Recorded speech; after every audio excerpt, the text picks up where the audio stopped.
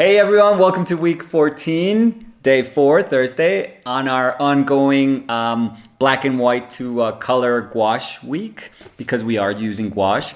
So we've done Bonnard, we did Olga Poznanska, and yesterday we did Camille Claudel, best sculptor ever of all time. And Tuesday, Spanish Tuesday, Martes Español, and yesterday I used Yupo paper. Oof, tough, very, very tough. Very weird, but I love those challenges. I love just trying to understand how painting feels under the brush, trying to connect with the substrate you're using, the surface you're using, and how that behaves too. So that's been awesome. Today we return to paper, and I'm gonna paint probably one of my favorite painters ever that punches me in the gut every time I see his work. So we'll see how we do. Okay, let's get started. I thought I'd give you a small recap on what my 2 last days with acrylic gouache on Yupo felt like. It's been interesting.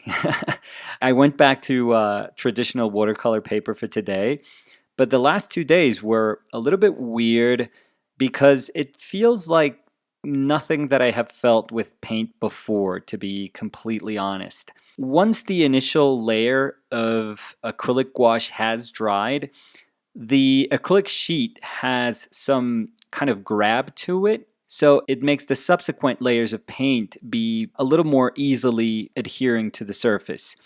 But that initial moment where everything just drips off the page, it just slides off the page, it's very disconcerting. Like I said, I'm not entirely sure, and people could chime in the comments and let me know.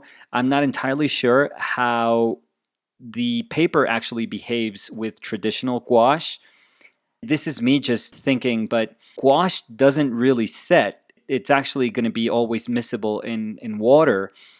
So the fact that you can always access that layer of paint means that you are at a higher risk of picking up your paint layers. So I was very grateful that I had the more, I don't know, let's call it forgiving aspect of acrylic gouache, in the sense that it would set, and because I don't know exactly how to deal with the water quantities that I should use in gouache, like I said, I still feel, my hand is a little bit weighty. I do think that I need to be far more sensitive with the proportion of water I'm using, but because I'm not there yet, I think it was good. It was good for me that I picked acrylic gouache. I did this unknowingly, to be absolutely honest. But I think I'm grateful that I picked it because it is a little more forgiving in the sense that I could put pretty much like a wash, almost like glaze a wash on top of a thicker color and know that the color had set.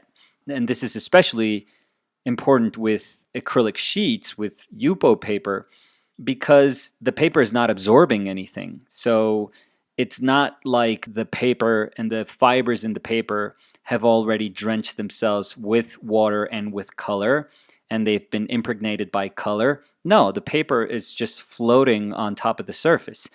Oof. So it was very tough, but I wanted to do it, and I always say this. I love making myself uncomfortable. I mean, I have my limits, but I always feel that if I put myself in these conditions where I had previously felt that I had learned something and that it was something that I could build my subsequent knowledge upon, and then I change things up a little bit and I take away my footing, then I am obligated to just think on my feet and to say, wow, I need to adjust. What is the surface telling me? What is my paint telling me? Because paint is not like a singular thing. Paint behaves very differently, vastly differently, depending. Obviously, this is a different technique from oils, so our binder is different, which makes it entirely different. But even when working with the same technique, if you change your mediums, if you change your substrate, if you change the surface in which you paint on, then paint behaves just dramatically different. And this is not like a binary thing. It's not a do or die thing. It's not like you have to walk one of these two paths. So the first one, which makes sense, which makes absolutely a ton of sense, is just pick the best materials that suit your sensibility and that perfectly accompany your manner of working, and stick to those, because what you're going to do is eliminate the technical issues and just concentrate solely on your painting, and you'll know exactly how paint behaves. And by strengthening that bond, you're going to have a tool which you can use to communicate very powerfully. But the thing is, you are eliminating a ton of variables, and what you're doing is you're almost funneling all the options that you would have of materials, and you're just picking the few, because they are few, that you know that will work best. And then you hold on to those for dear life and you work with them for as long as you can. That's one way to do it, and that's like honing your practice. That is getting really good at your craft and understanding the best of your materials. That's one way, and that's the way a lot of people do it. So if they find a paint that they like, they just stick with it. If they find a surface that they like, that they really, really like, they try to reproduce it with the best of the materials that they have available to them. If they find brushes that they like, they'll just hoard those brushes. They'll just buy the whole lot and keep those for the rest of their lives. If they have mediums that they like, they'll just mix those constantly. And, that's fantastic. But in a way, we become slaves to our materials. And the reason I understand that this relationship may be a little unbalanced is because in my case, and again, this is just my personal experience, when I came back from New York to Bogota, I had no way of getting any of the materials that I was able to get in New York. It was that simple. Nowadays, I could buy stuff from Amazon, but it's still pretty ridiculous because things end up costing, because of taxes, about twice as much. So it is actually insane. It really, really makes no sense. So I remember that at the beginning I was very, very frustrated because I couldn't get my materials, I couldn't get my paint, and I was like stomping my foot on the floor, and I was like, this is horrible, this country is horrible, this city is terrible, I can't find anything. And then I guess some months passed, and I realized you could just stay here complaining about how you're not able to get all the things that you were able to get in New York, or you could just shut up and learn how to paint with whatever you have available to you. And that's what I did. And I realized eventually that's what, artists have to do. You just make the best out of any situation. If there are obstacles, it's only because you want to create them.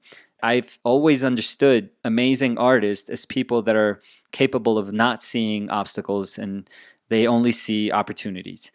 And when I saw that those were the materials that were available to me, then I bought them, and it didn't matter. And honestly, until I made that choice, that very conscious choice, that materials wouldn't matter to me, that's when I realized, wow, this is a whole other path of painting.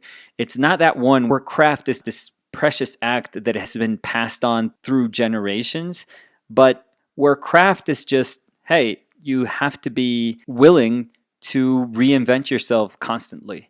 You have to understand your materials so much, you have to have so much kinship with what you do that you can actually adjust constantly. Constantly, you'll recognize where something feels different and you adjust. And you can do it on the fly and it doesn't feel threatening and it doesn't feel weird. Because I personally don't want to be an artist who just says, I can't paint on that surface. Don't give me those brushes. I can't paint with those. Or, oh my God, those paints are so cheap. No, I can't paint with those. That's not cool. It was very, very important for me to understand that. And the reason I keep putting these obstacles in front of myself in this path that I'm on is because I want to feel uncomfortable and I want to feel challenged and I want to feel like I don't know anything, that I have to learn constantly, that every single day I have to wake up and say, okay, this is what I think I know. Let me see if what I think I know can give me enough of a sense of security to gather some courage and then be ready for what the experience that today holds for me is going to throw in my face. I think that that very real sense of painting where there's never like an end in sight. There's never like light at the end of the tunnel. There's never a place where you can just stick your flag in and say, I've conquered you. This is painting. I am painter. Painting is a place that can give you, especially if you produce really nice paintings, it becomes a place that can give you a false sense of security. And I don't want that. I've recognized that and I don't want that. I want to accept that it is a place of uncertainty. It is always going to have that nature. And the reason I need to acknowledge that it has that nature is because if I see it as such, then it will always be a learning experience. It will always be an exciting experience for me. If I don't, then everything has just plateaued and all I would see is just this vast plain where the only options that I would have is just to paint more, just to produce a ton of paintings and that's it. But my hope is that 40 years from now, when I'm 80, I can actually say, I hope that tomorrow will give me a new learning experience. And that's why this painter I'm painting today is one of my most favorite painters of all time. He is by far my most favorite American painter, which is tough because American painting is like a weird shifting thing, especially during the 19th century and even earlier than that. And it only started to understand its own identity up until almost like the 20th century. To me, the quintessential American painter doesn't come, when American painting was booming, which is like, with abstract expressionism, but it actually comes with Hopper. I think that Hopper is American painting and forever will be American painting in my mind. And one of my favorite paintings ever, certainly my favorite Hopper painting, is his Early Sunday Morning. That painting is a beast of a painting. To me, that's America. That is 100% America. So when I say that Edwin Dickinson is my favorite American painter, I'm acknowledging that he goes past Edward Hopper, which to me in my mind is immense. But to me, Edwin Dickinson, he is the strongest and most enigmatic of American painters. And the reason I feel this is because he is so hard to get a grasp on. And I only feel this with another artist in painting history, which is Gouache. Gouache doesn't belong to a timeline. He is almost in a separate category of painting. There are qualities in Gouache that make him undefinable, that he just doesn't fit anywhere. And if you take him away from art history, I think art history would collapse. I think he is that quintessential. And with Edwin Dickinson, I mean, he does have some of Hawthorne's qualities in his early work. So his teacher, Charles Hawthorne, was very, very important for him early on. But eventually, the Dickinson that goes back on and off to Buffalo for like 50 years, and the Dickinson that's in Provincetown, he is such a strange painter to understand that I love that. I absolutely love art that belongs to a place, because when you attach Dickinson to Buffalo and when you attach his work to Provincetown, you realize, hell yeah, that makes sense. That makes absolutely sense. All his landscapes, these very abstract bits of landscapes that he would do, or his architectural landscapes, they make total sense. But even when you rationalize his painting and you say that's where he found his inspiration, you realize there's something else there. There's something so eerie about his painting, so strange that it's just different. There's just something different about him. And the same way I was speaking about Bernini yesterday, and how if I see one of his sculptures, I would just kneel down and say, wow, this is one of the best works of art ever created by a human. But when I see Camille Claudel and when I see Clotho, I'm transported somewhere else. It's just different. It's just something different. And I think that when we listen to our gut and we find those people that make us feel like, wow, I am in another place in my mind, time stops, you don't hear anything, like the universe is muted, you go like, this is weird and this is different and this moves me in a sense that nothing else does. I actually feel that those people are the ones that end up constructing who we are as artists and, in the bigger sense as people. Edwin Dickinson, for example, has this one quote. He says this: "None of the large paintings is really finished. There comes a time when I stop, because to go on would mean reorganizing the canvas from the bottom up. I can't throw away the investment of so many years. So I make the best of a bad job by finishing them as well as I can. In other words, they all topple over when they're about 3/5 done." That, to me, is just painting sincerity at its purest. That's a person acknowledging, I just don't know how to finish this. I just have to stop. And I have to stop because I am accepting that this was a losing battle. This was a battle that I was bound to lose. So all I can give you is a painting that's 3/5 done before it just collapses in on itself. That is incredible. That is absolutely incredible. Because every single time I am about to start a painting, every single time that I've finished a painting, I felt that. I felt that there's this risk of ruining everything, and you're just put in a situation where you just paint to the best of your abilities, but you know that the best of your abilities is never going to be enough. And I think that that inability to hold the nature of everything is just human. It's just absolutely human. I think it just speaks about how almost absurdly immeasurable the task of trying to recognize the nature of things is, and how translating it into paint is just something that at some point kind of makes no sense. But we are trying. The idea is not for it to make sense. The idea is to try to make sense of it. I really believe that the point of painting is not to achieve clarity. The purpose is to attempt. The purpose is to try. And that's the best we could do. So this is just an homage to one of my favorite painters, for sure, my favorite American painter. One of the most wonderful lives. Again, tragic, perhaps not in the same ways that Camille Claudel's life was tragic, but tragic in the sense that Edwin Dickinson had to struggle his whole life, and he was respected, and people saw him as the tremendous painter that I think people nowadays see him and understand him to be. But yet, sales for him were just non-existent. And if it wasn't for the Sawyers, these wonderful neighbors of his that he had met at a sketching class that he was the instructor in, if it wasn't for them having his back for 50 years, which is crazy, which is absolutely crazy, his life would have just been forgotten. His work would have been forgotten, probably unseen.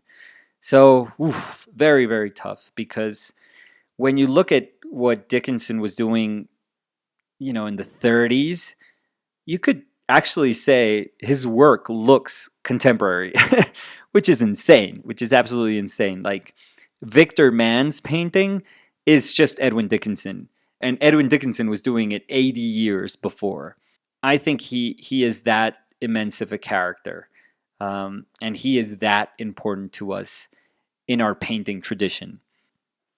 This is just me thinking that he is a hell of a painter, just a brilliant painter. By the way, I know that I've been talking almost singularly of these artists, but I would be remiss if I don't speak of a friend of mine, an artist that I love dearly, and I think he is just a tremendous, tremendous painter. That I think what Buffalo and what upstate New York and just the coast of Massachusetts meant for Dickinson is what Maine means to my buddy Timothy Wilson.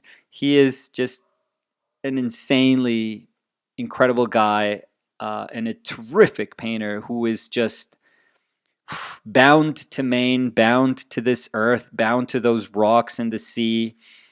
I don't know. Homer would be proud of him with the paintings that he does, but he is one with painting and one with his hometown, and that's just incredible to witness.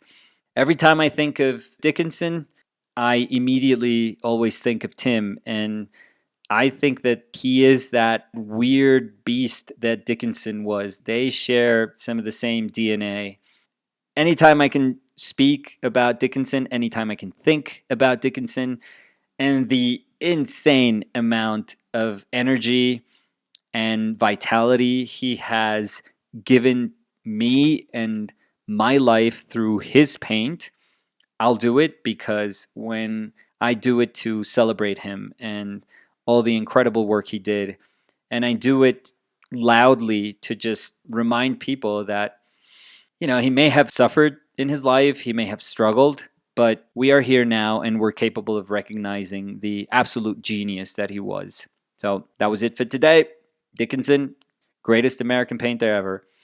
I'll see you guys tomorrow when we close this week, this black and white to color. But honestly, it's just a nice way to tell the artists that I respect, like, hey, I'm just going to think about you for a couple of hours and hopefully do a nice painting after that reflection. So I'll see you guys tomorrow. Thank you. Bye.